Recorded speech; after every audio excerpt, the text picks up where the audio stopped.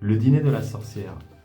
Cinquième et dernier tome des histoires courtes de Rumiko Takahashi, qui d'ailleurs propose pour ce tome, je ne sais pas pourquoi, des pages couleurs tout au début alors que les autres en ont pas. Alors je ne sais pas si c'est peut-être un souhait ou un truc particulier, mais je trouve ça assez dommage que les autres ne proposent pas forcément non plus de pages en couleur.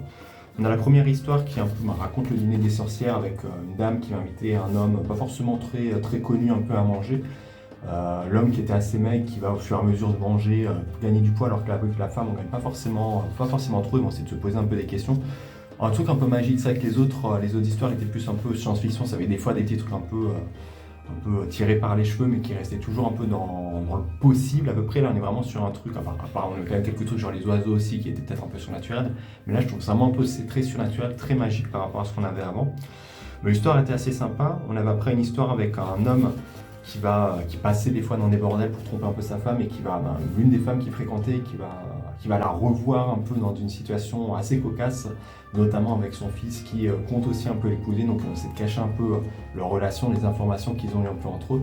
Ça va pas forcément très bien se passer, mais finalement la conclusion est plutôt belle là-dedans aussi.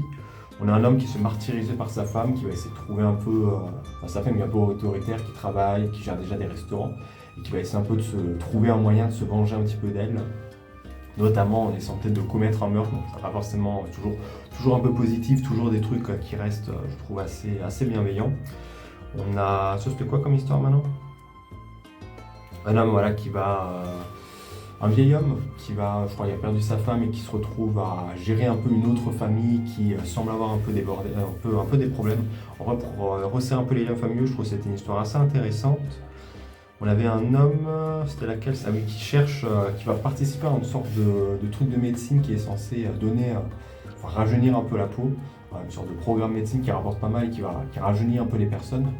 Bon, une histoire assez sympa en vrai, ça tourne un petit peu pareil, toujours un peu ce que j'avais dit dans l'un des précédents tomes avec la romance, genre le vieil homme qui est amoureux de la femme ici, alors que c'est quand même une très grande différence d'âge. Je trouve qu'il y a un point qu'on retrouve dans plusieurs histoires.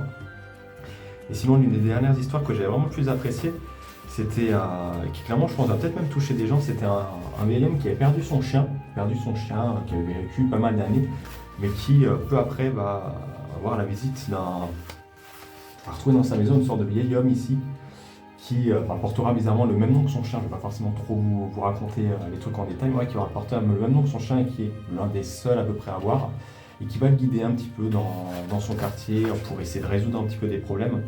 C'est de retrouver voilà, une femme qui a des petits soucis avec son enfant et avec ce qu'on présume être un peu son homme et le père de l'enfant. Je trouve que c'est un truc assez intéressant en vrai, avec les liens qu'on peut avoir avec